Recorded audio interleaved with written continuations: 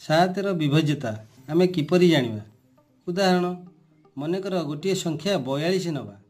42ରେ 2 ହେଲା ଏକକ ଅଙ୍କ, 4 ହେଲା ଦଶକ ଅଙ୍କ। ତେଣୁ ଏକକ ଅଙ୍କର 2 ଗୁଣ କରିବା। ଏଇଠି ଅଛି ଏକକ ଅଙ୍କ ହେଲା 2, ତେଣୁ 2ର 2 ଗୁଣ ନେବା। ତେଣୁ 2 ଦୁଗୁଣେ କେତେ? 4। ତେଣୁ ଗୁଣଫଳ ଯେତିକି ହେବ, ଗୁଣଫଳ ଆଉ ଦଶକ ଅଙ୍କ ଏଇ ଦୁଇଟି ଯାକର ବିୟୋଗ କରିବା। ଯିଏ ବଡ଼ ହୋଇଥିବ ବଡ଼ ସଂଖ୍ୟାରୁ ତା ସାନ ସଂଖ୍ୟାଟା ବିୟୋଗ କରିବା।